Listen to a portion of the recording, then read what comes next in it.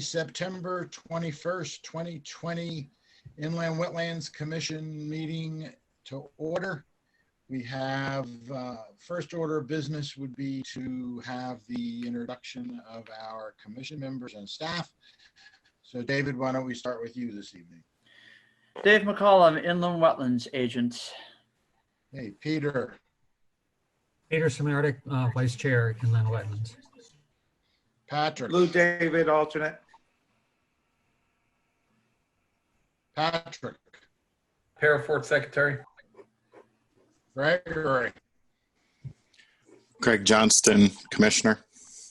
Kathy. Kathy Galvis, Recording Secretary.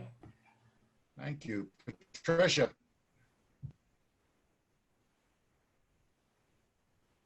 Your volume must be off, Pat. Hello. There we go. Hi. Can you introduce yourself to the commission, please? Pat, could you introduce yourself? Oh, hi, Pat Sal here, Commissioner. Thank you. Oh, sorry. Ken Stevens, Chair. First item on the agenda this evening is site plan review for number 29 Benedict Road. It's a proposed 4-lot subdivision for 4 single-family homes with municipal water and sewer service and individual on-site stormwater management systems. And who will be leading off, Peter or Michael? Peter. I will, Mr. Chairman. Thank you. Off you there, buddy. Good evening. My name is Peter Olson. I'm an attorney with an office here in Bethel There you at go. 75 Greenwood Avenue. My firm name is Land Use and Conservation Counsel. I'm here tonight on behalf of Fish DeMarco LLC, who is the property owner of 29 Benedict. It seems like forever ago that I made the first presentation to you in early August. And we were hot to trot to move things along, and then it seems like all kinds of stuff hit us, including major storms and the like. But it's my understanding that you've been able to have a site walk and be out on the property. Just a brief history: we acquired this property at the end of last year from the Colonels. We did a first cut and sold the existing house, and that is now occupied by an individual who's living there. So our proposal for the balance of the property is 4 lots with a chunk in the back to be donated as open space. We went and got a variance from the Zoning Board of Appeals after a public hearing that allowed us to present this 4-lot plan to you. That plan, that variance was required because we were proposing rear lots that the zoning regulations required a variance. It also required a variance because we were putting 2 driveways next to each other, and that was slightly different. But the Zoning Board of Appeals did grant those variances. We have a subdivision application pending that will have its first public hearing tomorrow night. So in August, I went over the plan with you, and I'm just a lawyer. We actually do have a very talented civil engineer, Mike Mizuko, who is here tonight. Hopefully his video is working, and so he'll be able to go through the plans for you. We have received a response from the town's engineer, and we've resubmitted our plans and responses, and we think we've closed all the issues, but I'll let Mike cover that. Mike, it's all you. Good evening. For the record, Mike Mizuko, professional engineer. My office is in Danbury. And David, can I share my screen? Yes, Mike, screen sharing privileges have been enabled. Okay, thank you. You're welcome.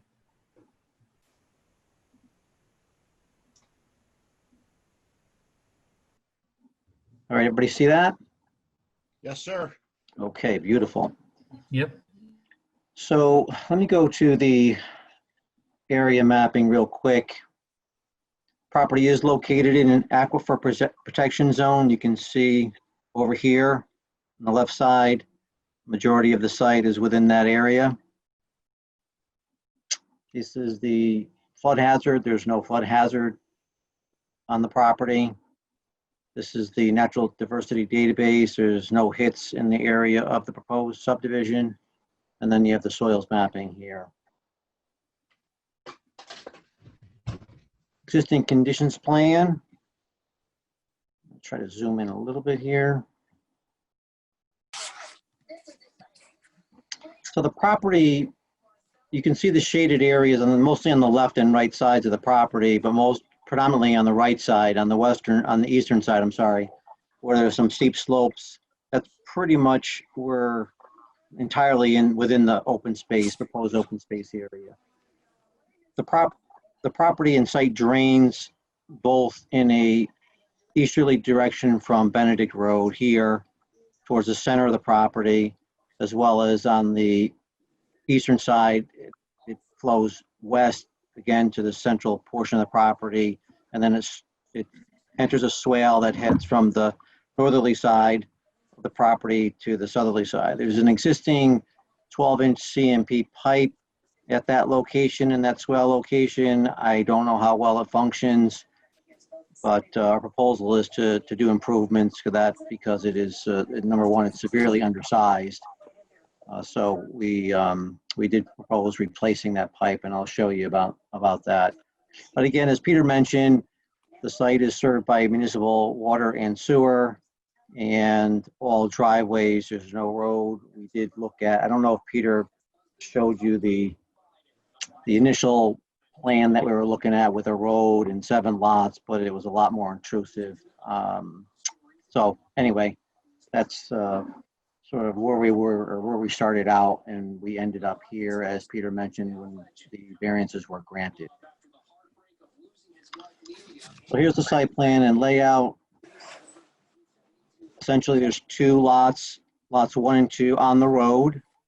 Again, water and sewer. And we have 2 individual stormwater management systems for those lots, which are directly at the end of the driveway. And then eventually it'll drain towards the central part of the property where it naturally drains. There's 1 wetland area here, and then another isolated one to the east of that in this area that heads from the northerly property line all the way to the southerly end.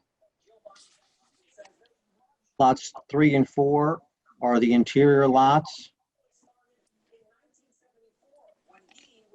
And again, they will have pump stations because of the lower elevation that they're at to get to tie into the sanitary sewer. So we show pump stations here and here for lots 3 and 4. We do show that new pipe as a 24-inch pipe that runs down in this direction and just gets us underneath the driveways and then dumps out into that, just before that wetland area. So it's no change in flow, but there's a pretty good sized watershed north of the site. And that's a 24-inch pipe now, whereas the other one was a 12-inch pipe. And then we had a catch basin over here picking up some swale drainage in the back of lots 3 and 4. And originally I had that catch basin over the top of the pipe, but there was a comment from Wright Pierce about modeling that as a catch basin junction. And when I did do that, even though it was sitting on the top, I just couldn't get it to work with the hydraulic grade line. So I ended up just putting that in a separate pipe alongside the 24-inch. And then there's a rain garden here just east of the house and driveway for lot 3. And then south of the house for lot 4. It was a little bit larger because it was a longer driveway. So that's that. We did add some trees, some existing trees that are on the property, some larger ones. Most of the site has trees that are less than 18 inches in diameter. I did add some data as far as regulated areas on each lot, total regulated areas, and then the upland regulated areas, which is outside of the actual wetlands themselves. That information is on there. I did a cut and fill analysis, and Yeah, I think the only thing here is that it's, especially lots 3 and 4, with getting the drainage in and the grading to work, it has to be done very carefully and pretty much per the plan to make everything work in terms of drainage, getting stuff into the swales, et cetera, et cetera. So really that's about it. It's not a huge development. It's not a huge amount of impact because you've got water and sewer, and the grades are pretty easy to work with. It's not anything where you've got steep slopes where you're cutting and filling a lot to make the lots work for the house. It's very gentle grades in the area of development. So with that, oh yeah, and I just wanted to mention about the maintenance areas. We do have 2 maintenance areas called out with respect to the pipes and discharge, just so there's some clear indication as to, that there is stuff that might have to get maintained drainage wise in the future, and then who will be responsible for it.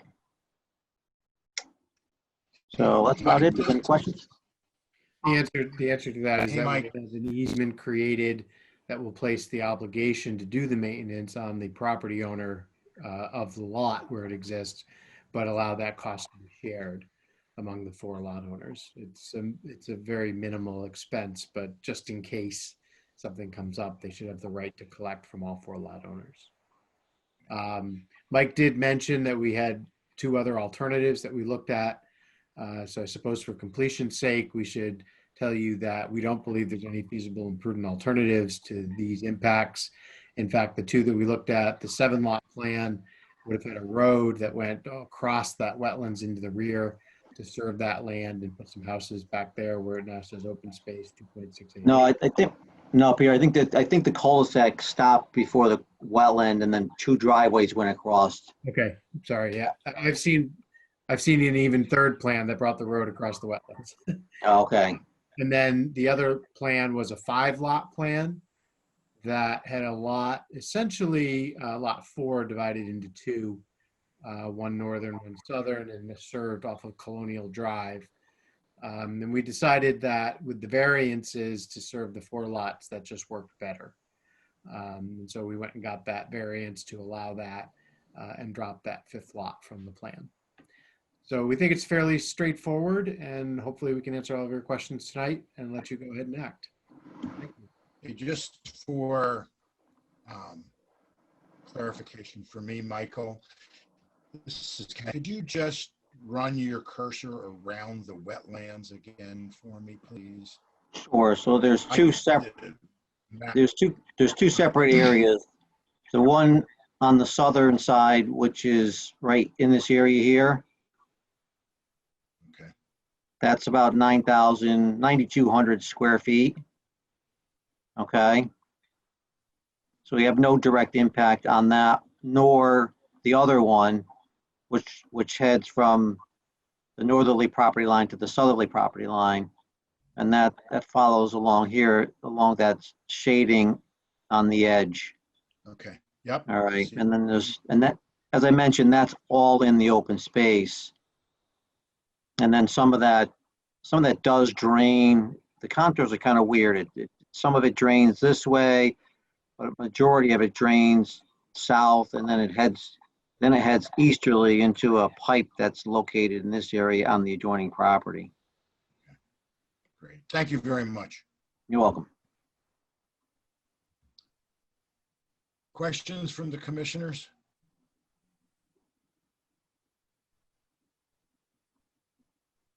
Quiet bunch tonight. David, do you have any questions? Oh, there I am. I'm off mute now. Mike, Lou No. David, real quick, the second pipe that you're putting in next to the 24-inch, is that also a 24-inch pipe going in? Or a No, much that's smaller? only an 8-inch pipe, and it only picks up.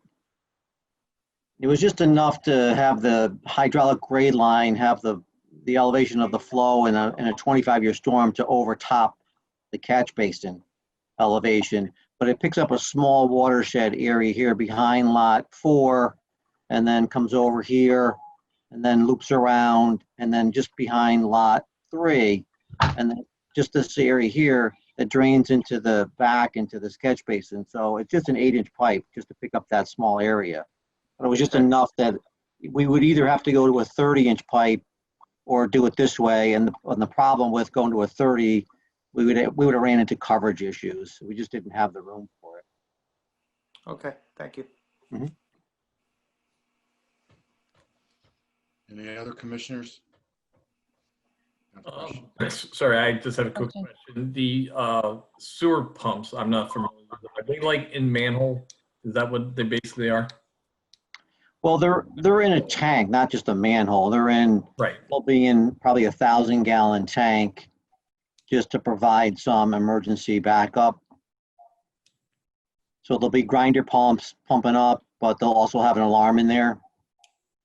And they're accessible by like a manhole cover? Oh, yeah, they'll be, that has to be to grade, just like it would be a normal pump system on a septic. Yep. Yep. Thank You you. just don't have a septic tank, you just have the pump station with a grinder pump. Yep. Thank you. Sure. I have a question. Can you explain you mentioned that there's an expense that the 4 homeowners would have to share? Could you talk about that again? Sure. Mike, can you scroll down a little bit? Sure. Okay, so right there where Mike is circling, can you explain what that is, Mike? Well, it's just a riprap dispersal from the discharge.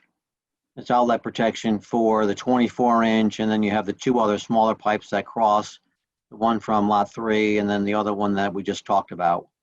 So we have one large 24-inch pipe that's picking up the drainage from north of the property that exists in a drainage ditch and conveying it to that point, right? Right. And then we have 2 other pipes next to it that are picking up water from on the site and conveying it to that point. And then riprap is just like 1-inch to 2-inch stone, right?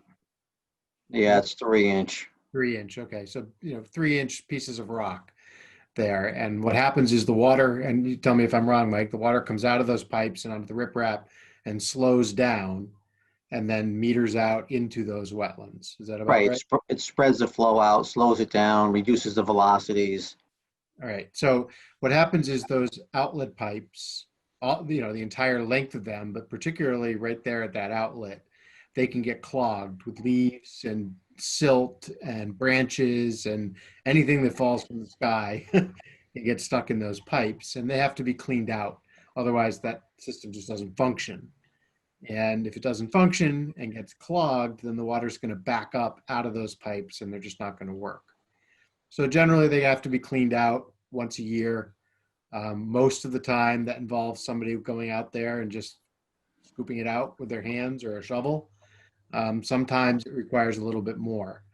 What we'll do is make sure that the expense of that, if it's more than just scooping it out with your hands, is spread among these 4 property owners, but that the person who's responsible for it is the owner of, in this case, lot 2 for that and lot 3 for the pipe. It's their job to make sure it's clean. But if the pipe breaks and somebody has to go out with a backhoe and dig it up and replace it, and it costs $1,000, that's going to get spread among the 4 lot owners.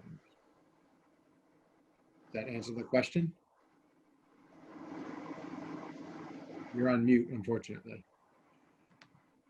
Yes, thank you. Oh, good, thanks.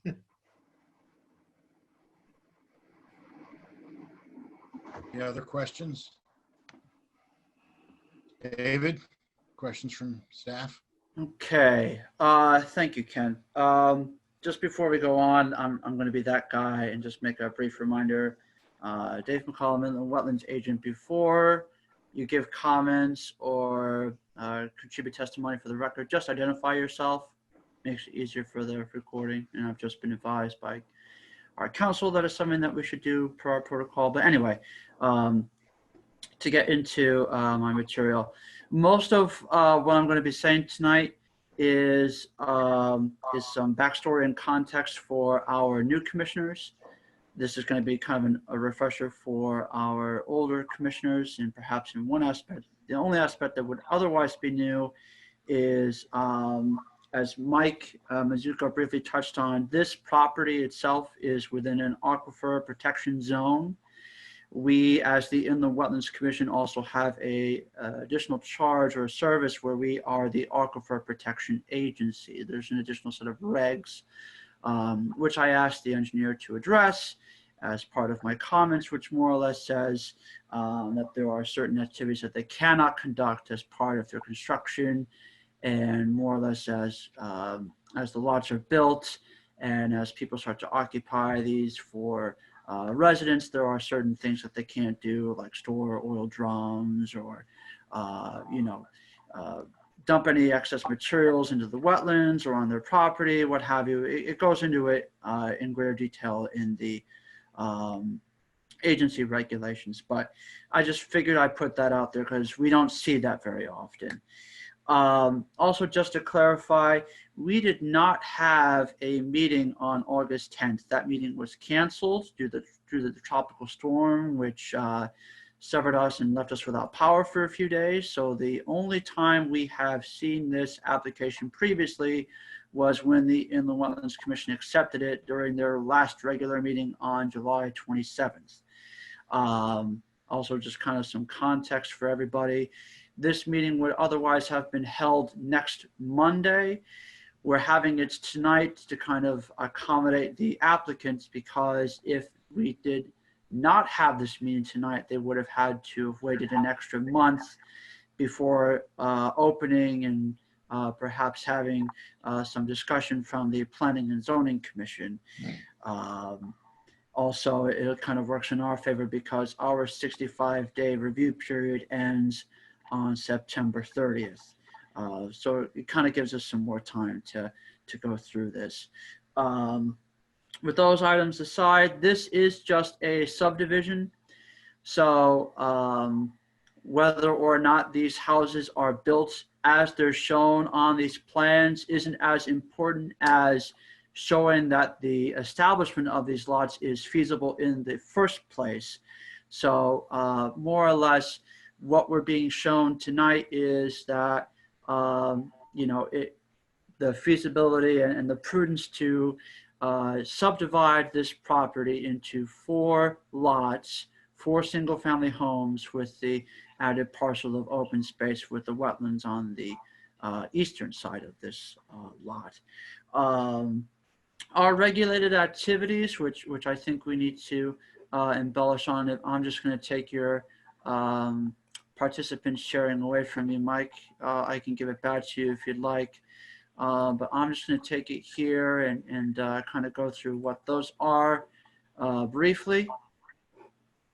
Okay. These are the comments. We'll get into those in a minute. I believe the revised plans are here. Is this coming in clearly for everybody? Yeah. Okay, very good. Thank you. I just wanted to make sure.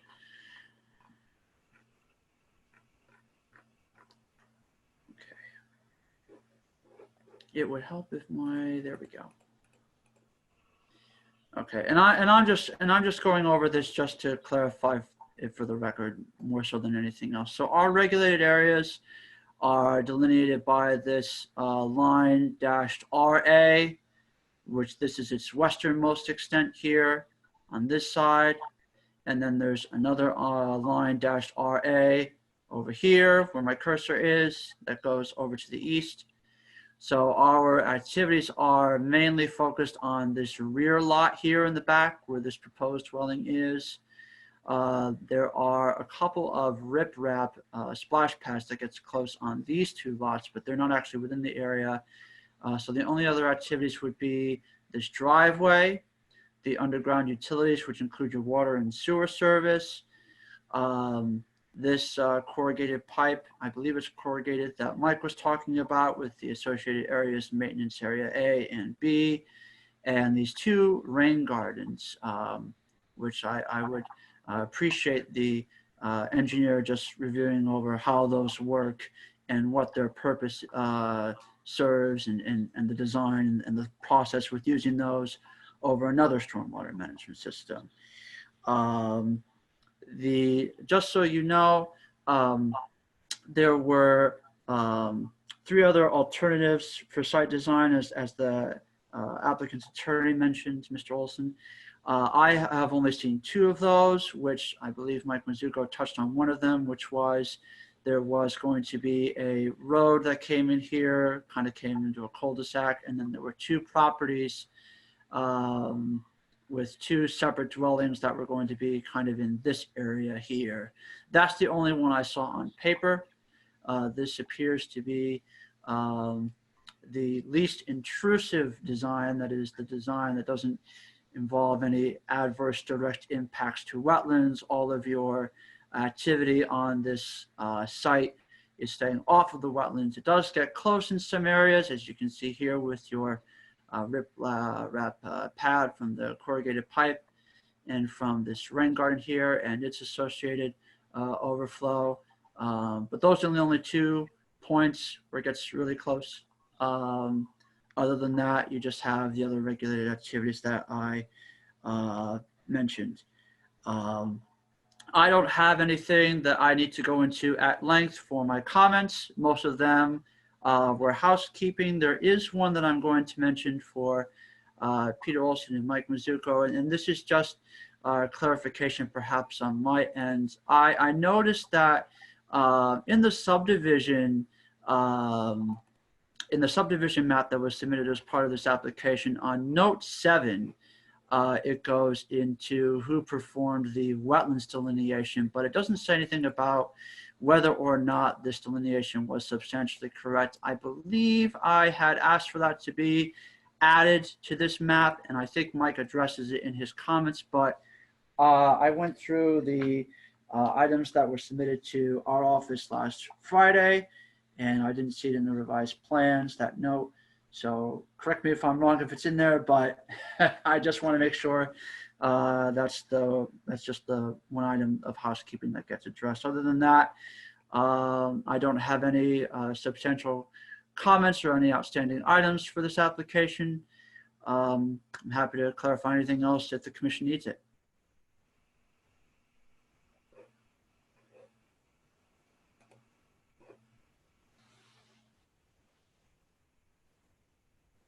Did we, I hope I didn't get lost. Did we lose Ken?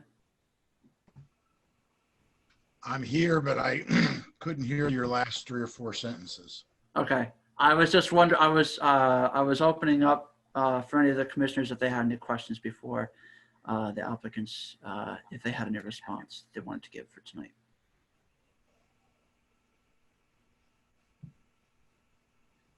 I'm good.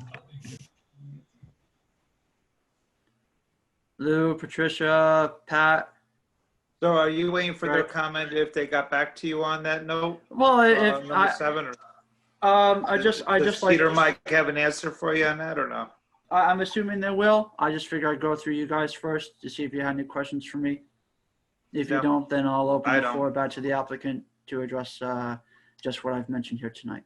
None for me. I'm good. We can make that as part of the final subdivision map if it's not done already. Okay, thank you. Mike Mizuko for the record. I did talk to Zach Rapp about that note, and he said he was going to look into it and get back to me and, you know, I guess address it and handle it, but I didn't hear any more from him on him getting a revised plan in. But I mean, I can say is that he's certifying that it's an A2 map and that he located those flags with those numbers. I mean, they look at the numbers and they log the numbers when they locate them in the field. So that part of it, he's certifying to. And then usually he does this based on a sketch that's provided by the soil scientist, in this case, Jim McManus, where it just gives a rough sketch of the field delineated wetlands. So the surveyor has an idea where he's going to locate the stuff. And usually it has the flag numbers and the sequencing on there. So they're not hunting for numbers. They know where the end is, things like that. But we, as Peter said, we'll make sure that that note gets modified to your satisfaction. And as far as the rain gardens, you know, there's subsurface options, but the groundwater levels, the soils aren't the best out there, especially on lots 3 and 4. And so by the time you put a structure in there and then get coverage over it, we really didn't have a lot of room to work with, unfortunately. And you get 100% void ratio, whereas if you're putting in a subsurface stormwater management system, you usually, by the time you backfill with stone and you get 40% credit for that, and the void ratio ended up disturbing more area to create the volume that you need as opposed to a rain garden. Dave McCollum, Inland Wetlands Agent.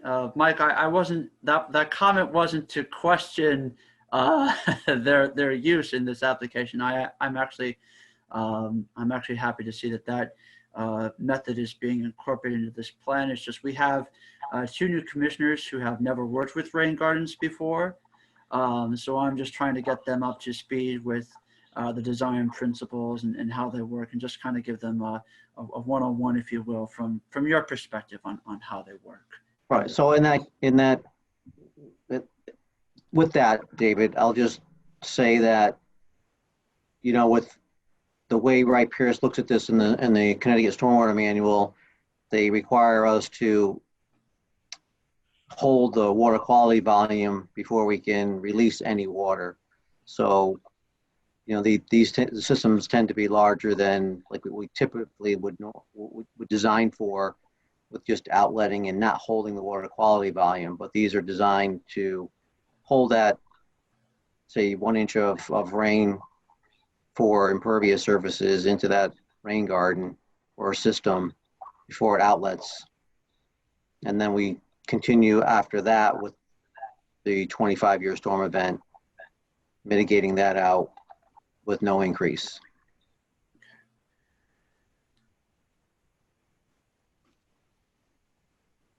Thank you. I just figured it would be good for them just to kind of get some context for that. The only other item that I would have, and I'm just remembering this off the top of my head, it does say, I believe, the house on the rearmost lot is proposed to be on a slab. I think the other house is going to be on that as well. So my concerns or any comment that I would have about that would arise from this house having a basement wouldn't be applicable here in this scenario.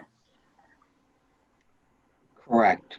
Right. That was my response, and my position is that it's the area on lot 3 where we were within 25 feet as noted in the Wright Pierce report. That whole end of that house is a slab for the garage and not any living space as part of a basement. Right.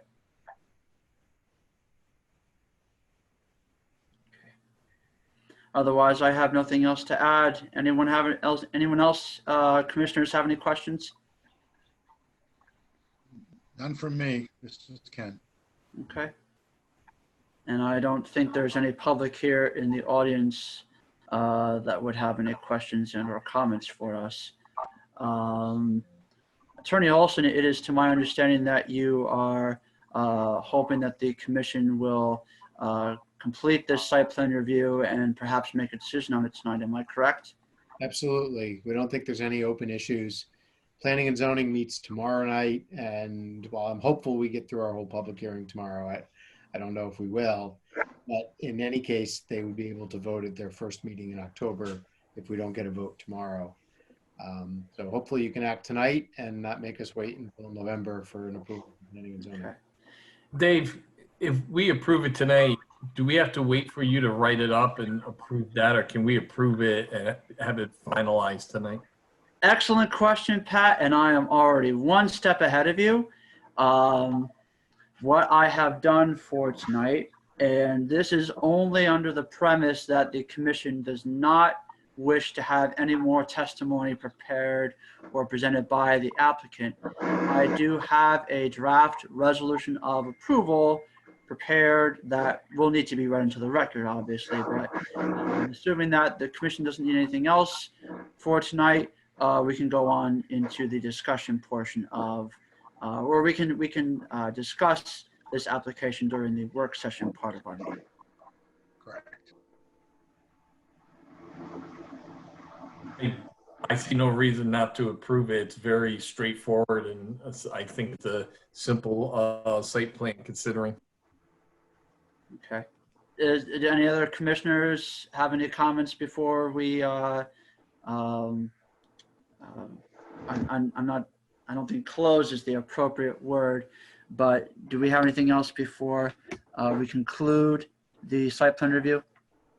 I think we're finished with this site plan review. Maybe we move on to Francis J. Clark, and then we can go into our work session and take whatever appropriate steps needed to be taken.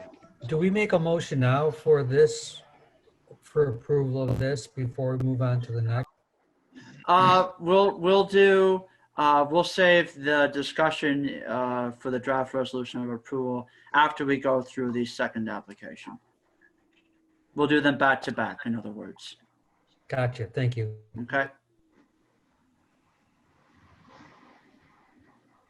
Patrick, do you have a question, or did you just leave your hand raised? Oh, okay. Just wanted to make sure. Okay. Who is representing Francis J. Clark addition at number 17 Francis J. Clark Circle? Hi, good evening. Michelle McCauley with Artel Engineering. Welcome.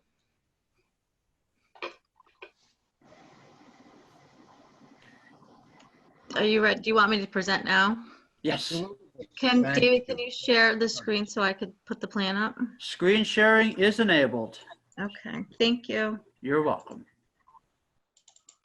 Okay, you can see it. All right, before you is 17 Francis J. Clark Circle, which is located in the Francis J. Clark Business Park. The parcel is 2.35 acres in size. It's currently developed with an existing building in the central portion of the property with associated parking in the southern section. The parcel is mostly lawn area with some wooded area in the western section. There was a flagged water course that runs north to south, kind of, that intercepts runoff from the wooded uphill area. It diverts it into an existing catch basin, which flows and gets into the water course at the entrance to the site. We're proposing a 2,250 square foot addition in the rear of the existing building. There's currently drainage that runs in that area, so we're proposing to reroute the drainage around the building. So you can see we're running it in the rear of the building. We're proposing some minor disturbance to the water course. It's 15 square feet. Because we're going to improve the outlet discharge of that stream. We're going to put some riprap in with an end section to the new catch basin and discharge it to the new, discharge it to the existing catch basin where it'll continue to flow to the same area. It's pretty straightforward. The proposed addition is in, it's in a gravel area. There'll be no trees that have to be removed. You know, I think some of you saw it on the site walk on Wednesday, that it was a pretty straightforward project. We do have 5,695 square feet of disturbance in the upland review area. It pretty much covers the project, if anyone has any questions.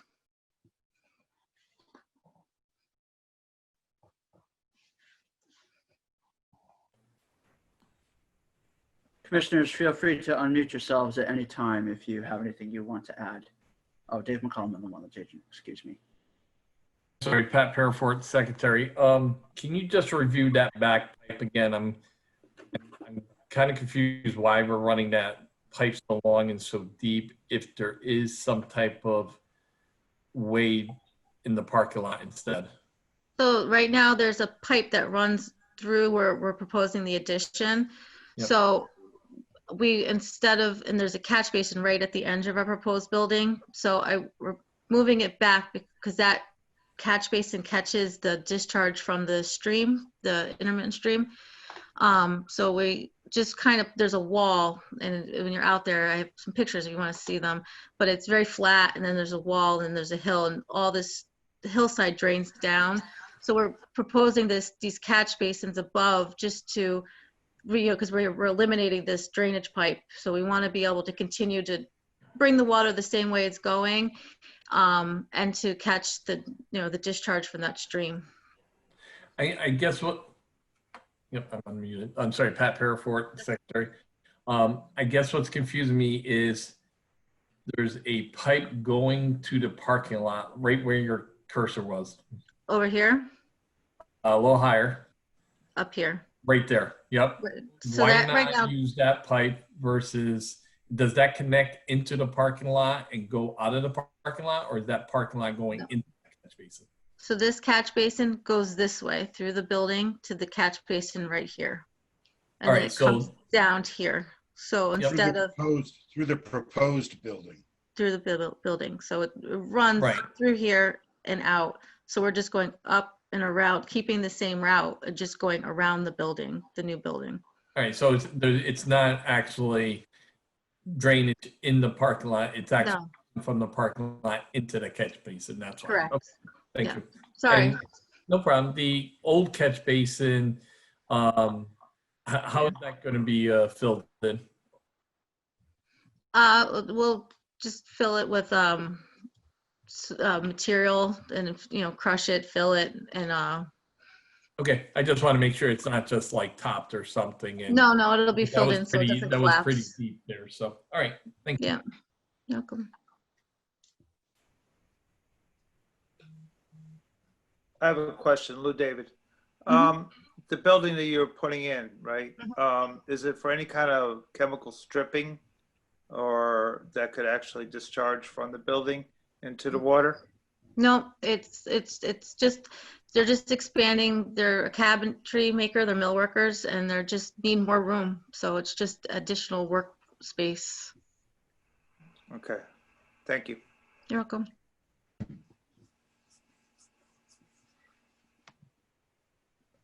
Questions from any other commissioners?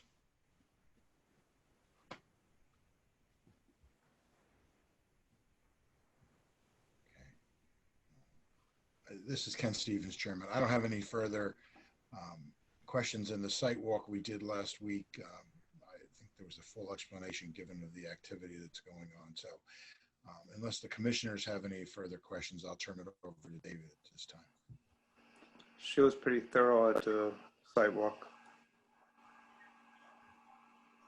Just, I know at the site walk, someone did raise a concern about the grass debris. So I did add a note to have the grass, clippings and the debris removed from the swale, the drainage ditch. Thank you. You're welcome. Okay. David? Thank you. I'm figuring that there's no other comments from the commissioners. So, Michelle, if you don't mind, I am going to disable your screen sharing. Sure. Okay, thank you. And I'll put it on for myself. Again, just for the commissioners, Dave McCollum and the Wetlands agent. My comments here, my verbal comments tonight are going to be pretty simple and straightforward. I didn't have anything extensive on my paper comments that I gave to Michelle. Most of them were just housekeeping items.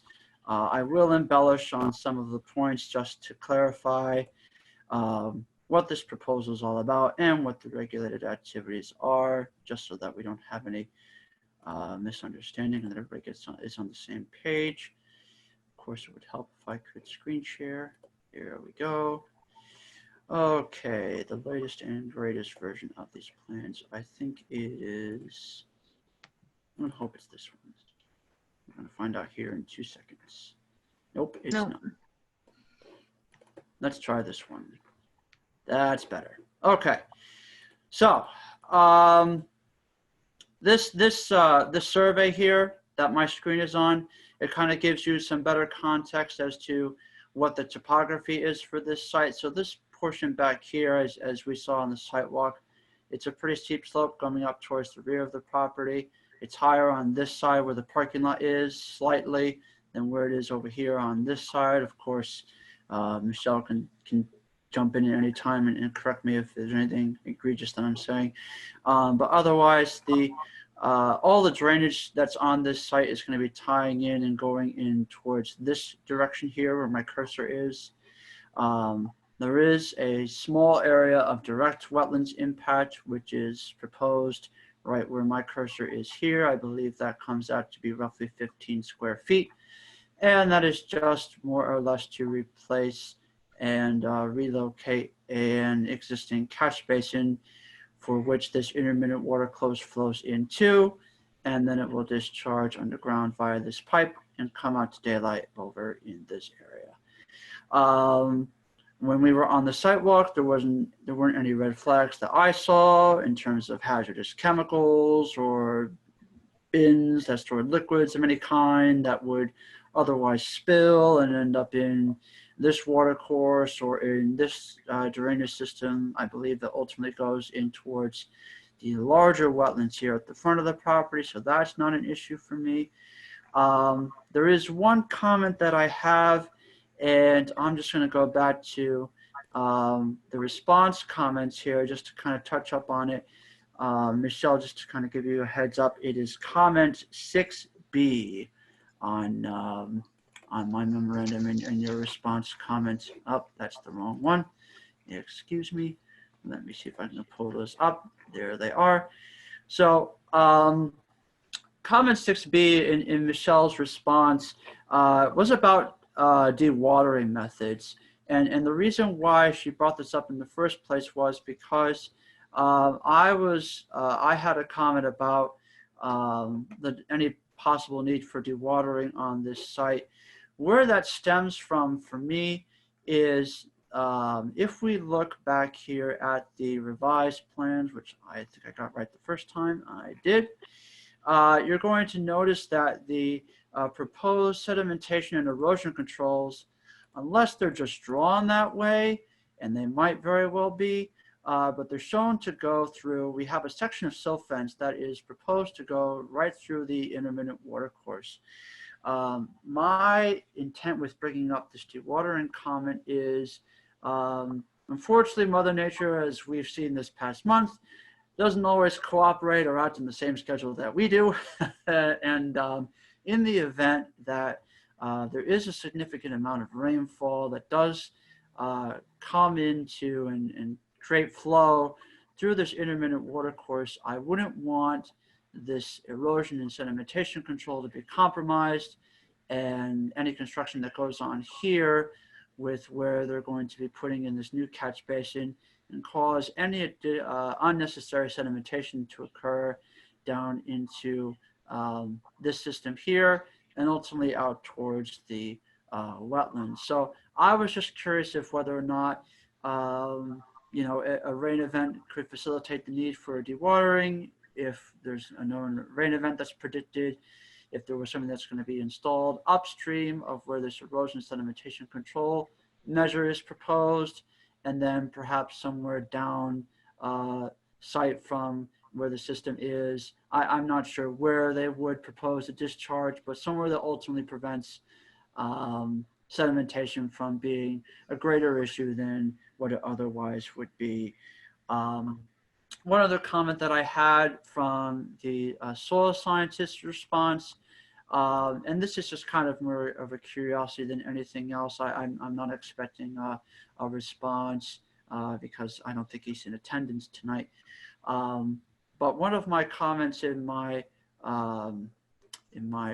memorandum were what proposed methods of mitigation were part of this project as a result of there being, albeit a small area, a direct impact to the wetlands. The soil scientist's response to that, and I'm not going to try to quote it, I'll just read it here from his response directly.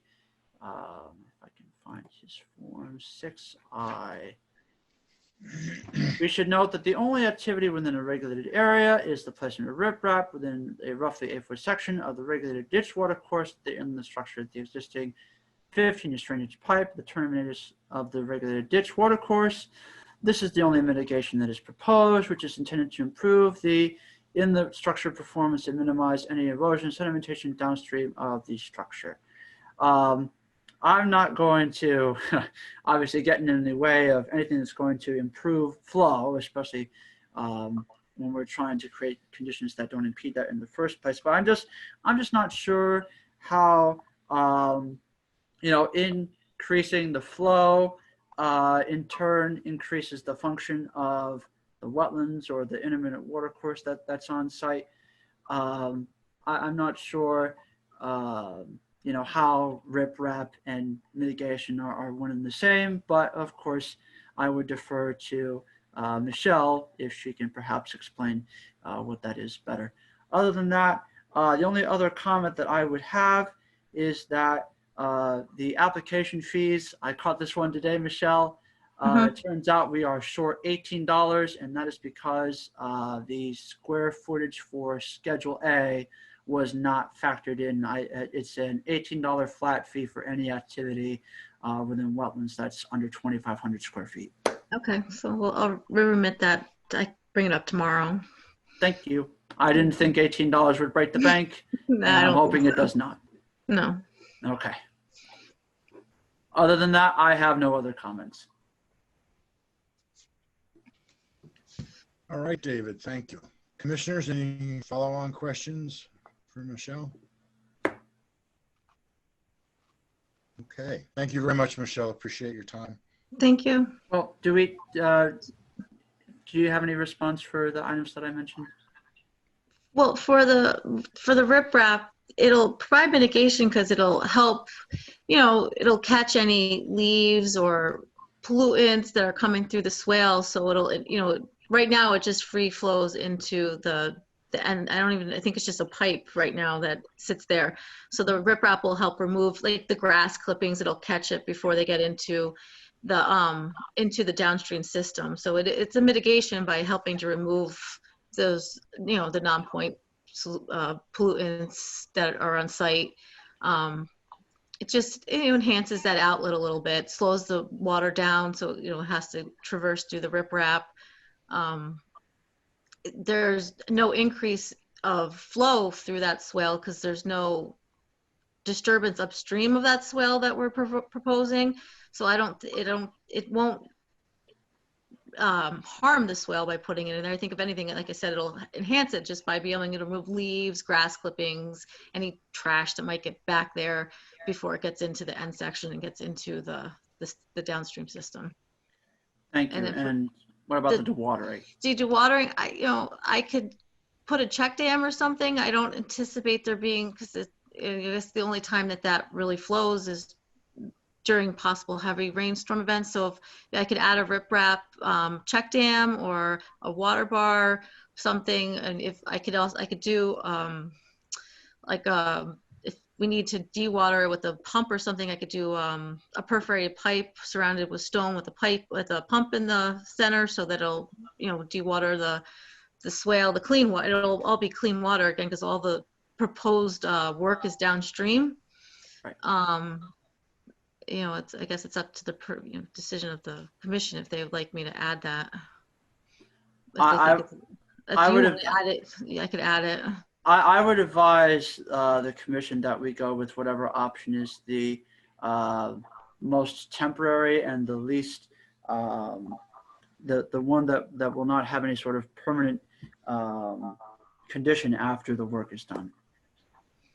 So like I could do like a check dam, because that'll hold the water back and the water will go slow through it, and then we can have the check dam removed upon completion of the work. That's just an option along with the system and the pump that you mentioned. But of course, we can discuss that. The commissioners can discuss that tonight. Okay. Just another heads up for the commission. Again, same circumstance as with the previous application. We held this meeting tonight to kind of accommodate the applicants in that they would have had to have waited until our October meeting for them to perhaps have gotten a decision from some other groups, or for us to make a decision. So if we are able to make a decision tonight, if there's any other comments that you have, if there's any sort of discomfort, just air that out now. I do have a draft resolution of approval prepared for tonight. Do we have any other comments from the commission before we conclude this site plan review? Not from me. Ken Stevens, Commissioner. Otherwise, I am seeing a consensus nodding of heads. So I'm going to take that as a no. We don't have any more comments. Okay. That's all I have for this evening. Thank you very much. Thank you, Michelle. All right, work session.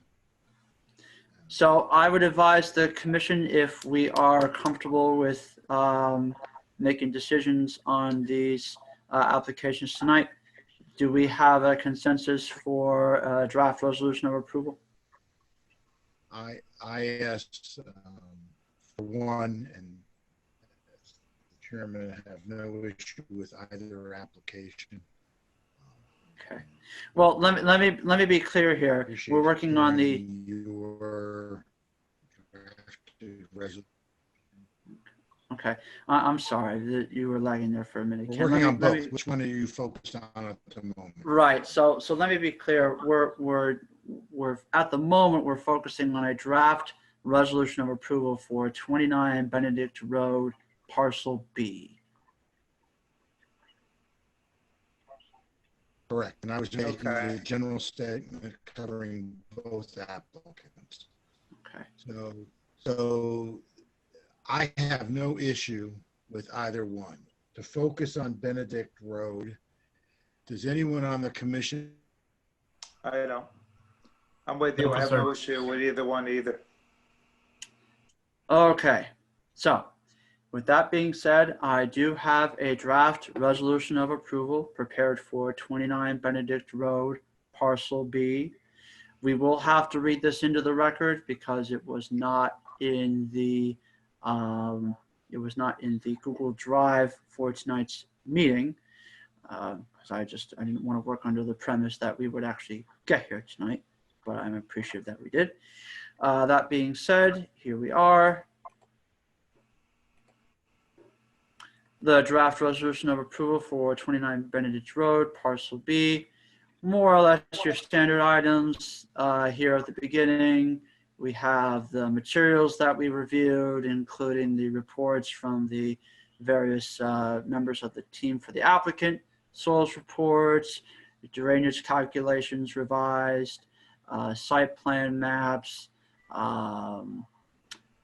soil sketches, my comments, and my initial notice to the applicant themselves, subdivision maps, what have you, and the associated sheets in the site plan sheet set that the applicant submitted for us.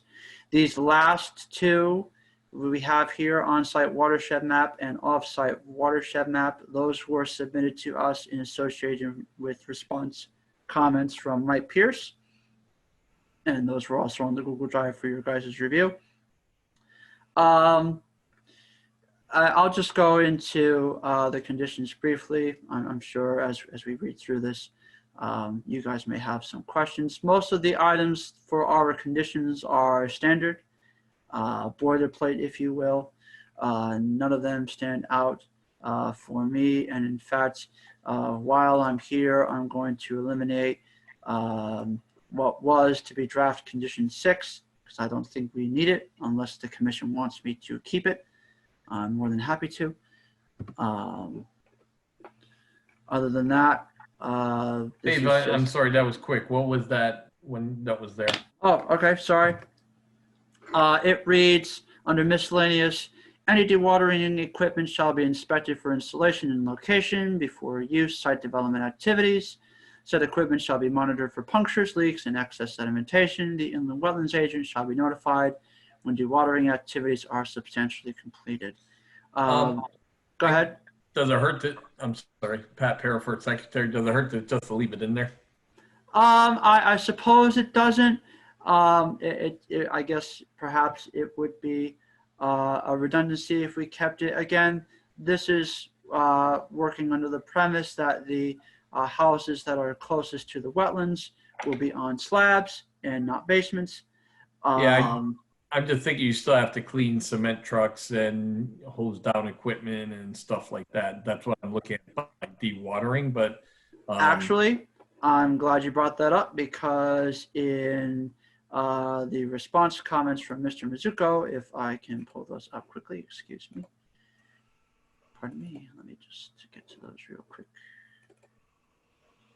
Here we go. In his response comments, it says, notes have been added to the site plan noting that compliance with section 116-12 of the Bethel Town Code, which more or less is our section on the aquifer protection stuff, shall be followed, as well as notes about prohibiting the washing of vehicles and construction equipment, except as noted for the washout of concrete cement drums. There was a concrete drum washout that was shown on the revised plans. If you want me to take a look at that, we can. no, But- I trust you. Okay, but there is a provision for that. There All is, right, so it's covered. that You is can shown do on the that. plans. Okay. Okay.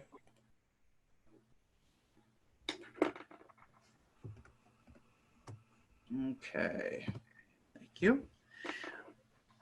Again, this is a subdivision. These plans work under the premise that the houses or the footprints of the structures as they're shown in the configuration on these plans won't change. If there is any change, there obviously would be subsequent review processes that would have to be gone through for any revision, if it's regardless of whether or not there's rain gardens, or the size of the footprint of the house changes, or its location, or whether or not there's a basement involved. If there's any change to that effect, the review process would have to be redone to some effect to make sure that that modification was taken into account for it. But this approval only works for the subdivision as it's been presented to us tonight. Okay. Unless there's any sort of comment from the commission, I'm just going to start reading through this resolution of approval. Let me try to see if I can get out the full screen here so I can see what the reactions are. Okay. Are you guys ready for me to read through this? Yeah, absolutely. Let's Okay. go. Oh, yes, please. Okay, very good. Thank you. September 22nd, 2020, Codfish and DeMarco, LLC. Attention, Stephen DeMarco, 1 Grand Street, Bethel, Connecticut, 06801. Reed, 29 Benedict Road, Parcel B, IWC 2020-01, Site Plan Review, Resolution of Approval.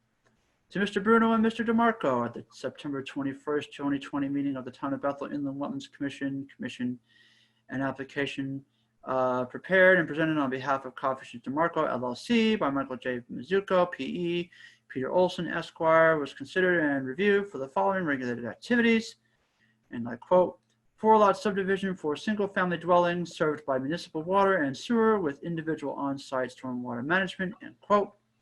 The overall area of proposed disturbance indicates approximately 0.97 acres of regulated upland review area and 0.0 acres of direct regulated wetlands area impact. The application items reviewed by the commission include the following exhibits. Quote, on-site soil investigation report, end quote, from James M. McManus, MS, CPSS, dated May 25th, 2017, and received July 27, 2020. Quote, JMM Wetlands Consulting Services, LLC, soil sketch map, end quote, from James M. McManus, MS, CPSS, received July 27, 2020. Quote, application for a permit to conduct regulated activity, end quote, from Peter S. Olson, Esquire, dated July 9th, 2020, and received July 27, 2020. Quote, drainage calculations prepared for proposed subdivision, quote, Eleanor Estates, end quote, at, quote, Benedict Road, Parcel B, Bethel, Connecticut, end quote, from Michael J. Mizuko, P.E., dated July 9th, 2020, with revision date September 15th, 2020, and received July 27, 2020. Natural Diversity Database Areas, Bethel, Connecticut, received July 27, 2020. List of abutters received July 27, 2020. Town of Bethel Inland Wetlands Commission application for permit received July 27, 2020. Town of Bethel Inland Wetlands Commission application checklist received July 27, 2020. DEEP statewide inland wetlands and watercourse activities reporting form received July 27, 2020. Quote, notice of hearing, end quote, from David McCollum dated July 31st, 2020, received September 21st, 2020. Quote, agent memorandum, end quote, from David McCollum dated August 5th, 2020, and received September 21st, 2020.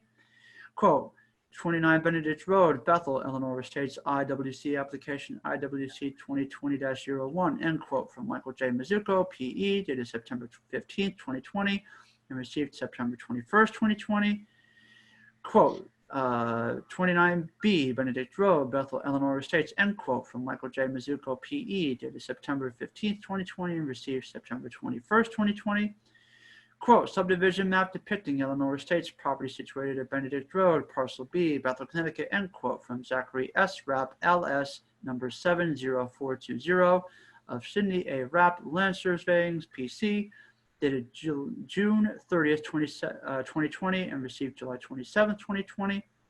The commission also considered the following new construction sheet set.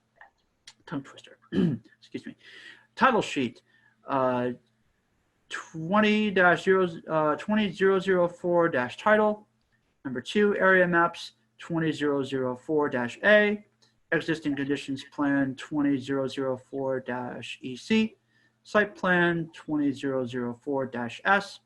Construction details 20-004-CD. Erosion sediment control details and notes 20-004-ES. On-site watershed map 20-004-W1. Off-site watershed map 20-004-W2. The aforementioned sheets were prepared by Michael J. Mizuko, PE, dated January 27, 2020, received July 27, 2020, with a revision date of September 15th, 2020. The commission accepted this application for the review on July 27, 2020, performed a site walk on September 2nd, 2020, opened a site plan review on September 21st, 2020, and closed same on September, that should read 21st, 2020. Deliberations of this application were conducted on September 21st, 2020, upon a vote in favor of blank to blank during their regular meeting on September 21st, 2020. The commission resolved to approve a permit subject to the following conditions. Conformance guidelines. Number 1, construction practices shall be in conformance with guidelines as stated in the 2004 Connecticut Stormwater Quality Manual and the 2002 Connecticut Guidelines for Soil Erosion and Sedimentation Control by the Connecticut Department of Energy and Environmental Protection. Number 2, any alterations to the approved final plan set, excluding minor on-site changes such as erosion and sedimentation controls, shall be submitted to the commission for further review, modification, or permit approval, revision if located within a regulated 100-foot upland review area and or wetlands area as necessary. Alterations located beyond the regulated upland review area shall be reviewed by land use department staff. Erosion and sedimentation controls. Number 3, erosion and sedimentation control measures shall be inspected by the inland wetlands agent for appropriate installation before the commencement of any and all construction activities. Number 4, said erosion and sedimentation control shall be maintained and fully functional throughout the construction process and until the site is fully stabilized. The commission and or its designated agent or agents reserve the right to require additional erosion sedimentation control measures as necessary. Number 5, construction/mechanical equipment storage.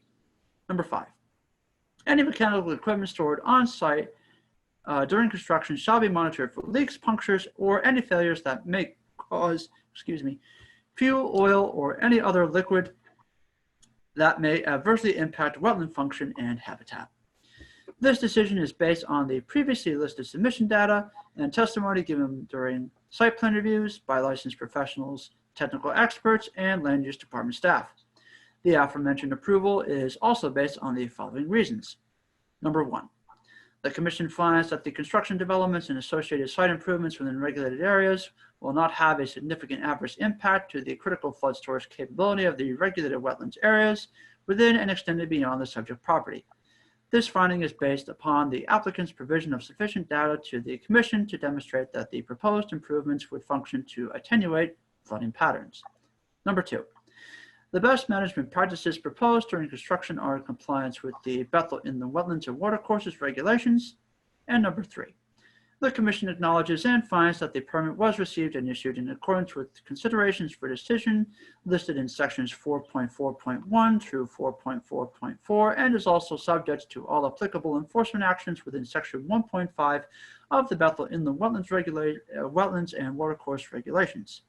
The application was also reviewed with consideration to the Inland Wetlands and Watercourses Act and pursuant to Chapter 440 of the State of Connecticut General Statutes, Sections 22A-36 to 22A-45 as amended. This permit is not an authorization to start construction activities and is subject to compliance by the applicant with all other regulations, codes, and ordinances and requirements of the Town of Bethel, Connecticut, necessary to undertake the proposed activity. This decision becomes effective 15 days after publication in the Danbury News Times. I have enclosed a copy of the legal notice for your records.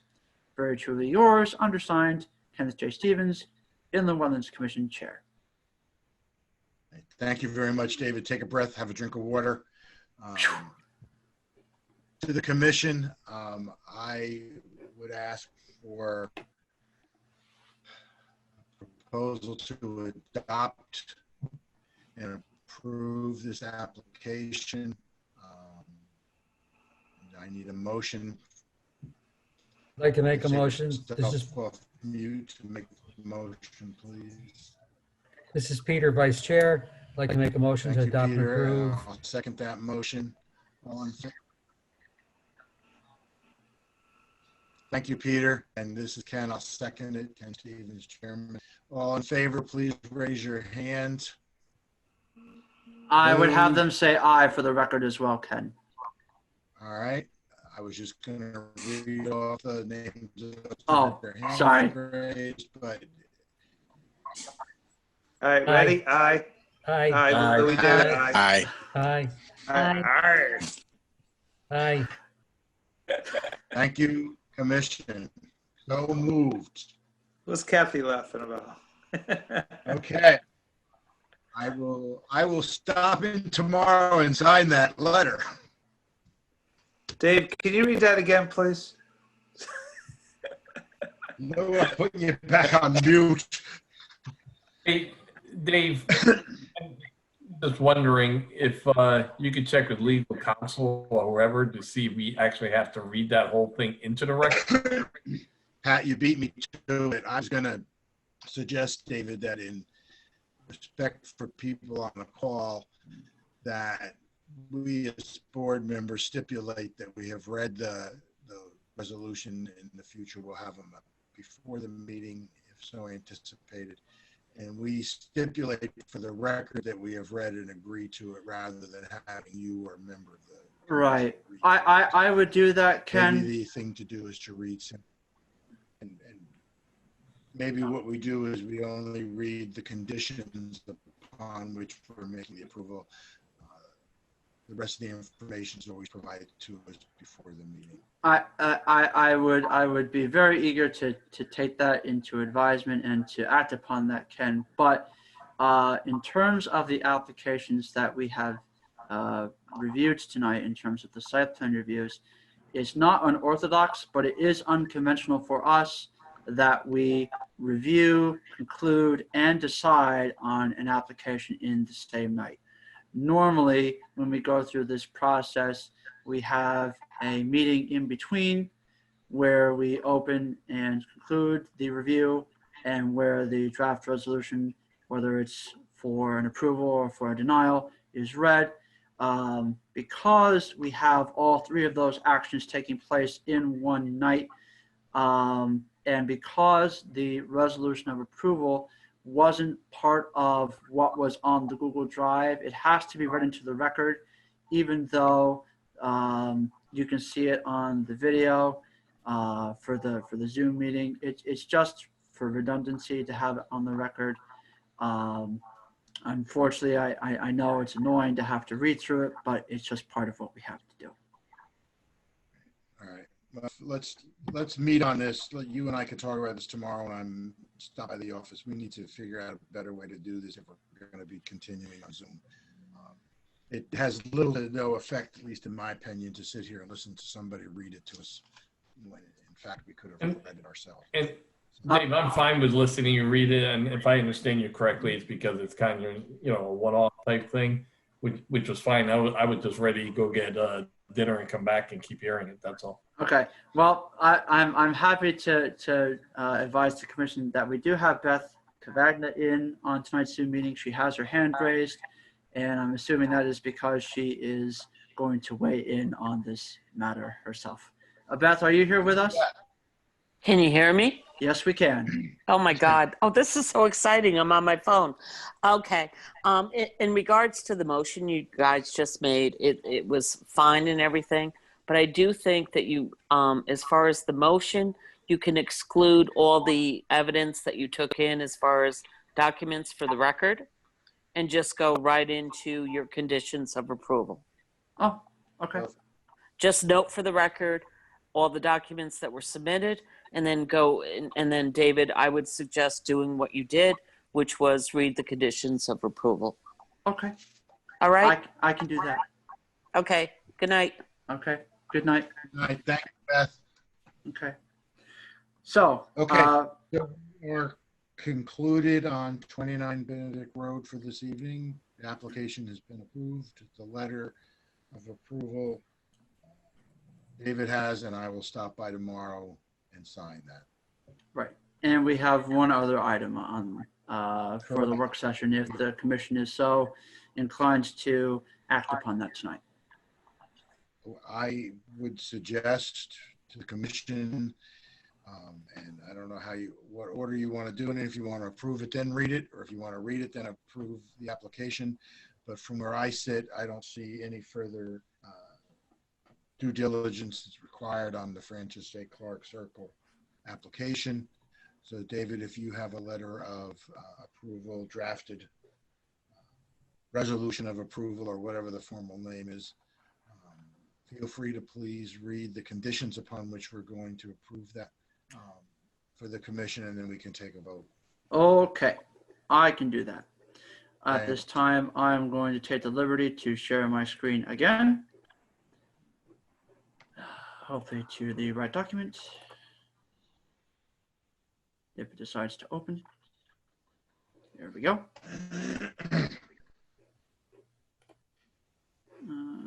Shoot. There we go. Okay, so this is the draft resolution of approval for 17 Francis J. Clark Circle, IWC-2020-02 site plan review. To avoid me going ad nauseum, I'm not going to read the entire thing, but here are the documents that the commission accepted, including the site plan sheet sets 1 through 7. These are the draft conditions. They are more or less the same as the ones that we just looked at for the previous application. The only one that I would advise the commission to consider that isn't boilerplate is condition number 6.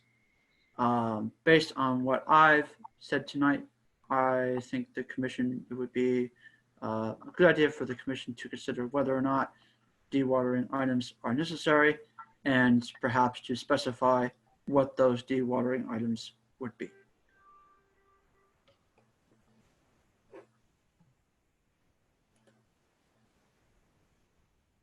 David, I can't, this is very small on my screen, unfortunately, and my Oh, okay. rather middle-aged eyes aren't being able to read. Can you Hang read? on. We Hey, can Dave. zoom in. Dave, Yes, I have to cut you off here for a second. I got the phone call that I'm going to be on in a couple of minutes at the meeting. Okay. So, for the record, I do approve. Am I allowed to say that right now? You know, for Francis Clark. So, I'm gonna go and I'm gonna try to come back after I'm done, if you guys are still in session. Okay, All right. very good. Thank you. Okay, thank you. Thank you, Lou. All right, thank you. Okay. David, I'm going to zoom in here on this to make it easier to read. thank you. On the dewatering. Yes. Is that better? Yeah, yes, I can read that now. Thank you.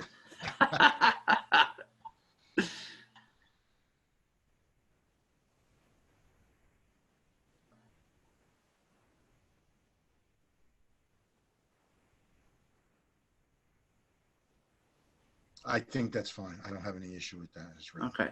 Does the commission want the dewatering method to be specified? I don't think that's necessary. Okay. Are there I'm any? speaking, you know, Go if the ahead. commission, if anybody disagrees, please speak up. Yes.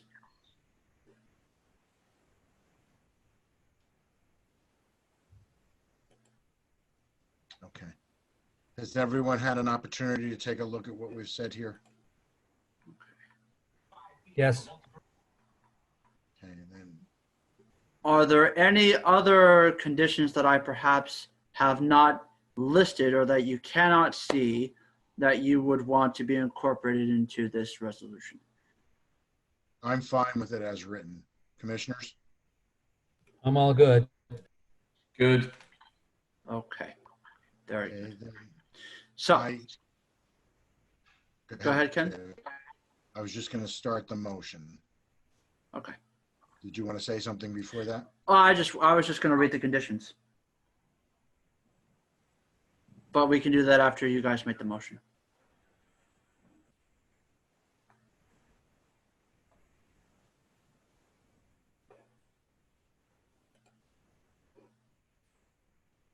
Well, I guess I'd like to make a motion to accept the resolution for Francis J. Clark Circle number 17 as written and approved with the conditions that are in that letter of acceptance. And this is Ken Stevens, Chairman. I would second that motion. All in favor? Aye. Aye. So Peter, your aye. Yes, sir. I am an aye. Patrick, Aye. for the record, Greg, we need to hear you. Aye. Thank you. Pat, Aye, yes. very good. Thank you so much. Okay. And just to Motion read, so moved. I'm and sorry. just go ahead, just to read the conditions in before we move the motion. Yep, go right Um, ahead. To approve a permit subject to the following conditions, quote, conformance guidelines. Number one, construction practices shall be in conformance with guidelines as stated in the 2004 Connecticut Stormwater Quality Manual and the 2002 Connecticut Guidelines for Soil Erosion and Sedimentation Control by the Connecticut Department of Energy and Environmental Protection. Number two, any alterations to the approved final plan set, excluding minor on-site changes such as erosion and sedimentation controls, shall be submitted to the Commission for further review, modification, or permit approval or revision if located within a regulated 100-foot upland review area, upland review and/or wetlands area as necessary. Alterations located beyond the regulated upland review area shall be reviewed by Land Use Department staff. Erosion and sedimentation controls, number three. Erosion and sedimentation control measures shall be inspected by the inland wetlands agent for appropriate installation before the commencement of any and all construction activities. Number four, said erosion and sedimentation controls shall be maintained and fully functional throughout the construction process and until the site is fully stabilized. The Commission and/or its designated agents reserve the right to require additional erosion and sedimentation control measures as necessary. Construction/mechanical equipment storage. Number five, any mechanical equipment stored on site during construction shall be monitored for leaks, punctures, or any failures that may cause fuel, oil, or any other liquid that may adversely impact wetland function and habitat. Miscellaneous, number six. Any dewatering equipment shall be inspected for installation and location before use site development activities. Said equipment shall be monitored for punctures, leaks, and excess sedimentation. The inland wetlands agent shall be notified when dewatering activities are substantially completed. And the Reasons for this aforementioned approval are based on number one, the commission finds that this construction, development, and associated site improvements within regulated areas will not have a significant adverse impact to the critical flood storage capability of the regulated wetlands areas within and extended beyond the subject property. This finding is based upon the applicant's provision of sufficient data to the commission to demonstrate that the proposed improvements would function to attenuate flooding patterns. Number two, the best management practices proposed during construction are in compliance with the Bethel Inland Wetlands and Watercourse regulations. Number three, the commission acknowledges and finds that the permit was reviewed and issued in accordance with the considerations for decisions listed in sections 4.4.1 through 4.4.4 and is also subject to all applicable enforcement actions within section 1.5 of the Bethel Inland Wetlands and Watercourses regulations. The application was also reviewed with consideration to the Inland Wetlands and Watercourses Act and pursuant to Chapter 440 of the State of Connecticut General Statutes, sections 22A-36 to 22A-45 as amended. Are we done? Yes. Thank you so much. Appreciate it. You are most welcome. Thank you, No. Michelle. I think we made a motion and it was seconded and everybody said aye. So hereby motion moved and application approved. Okay. Excellent. Again, Michelle, thank you for your time and presenting to us this evening. It was very helpful. Thank you very much. Have a good evening, everyone. You too. Sure. You too. Thank you.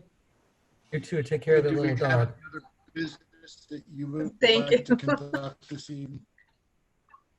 I'm sorry. I didn't quite catch that, Ken. I'm sorry. David, any other, do you have any other additional business you'd like to cover this evening? I don't see anything else on the agenda. Dave McCollum, the Wetlands Agent. In the interest of our stomachs, and just as a overall general 101, I don't have anything else that I need to report, but there is an FYI that I would like to extend to you all. I will do so through sharing my screen. I will keep this brief, I promise.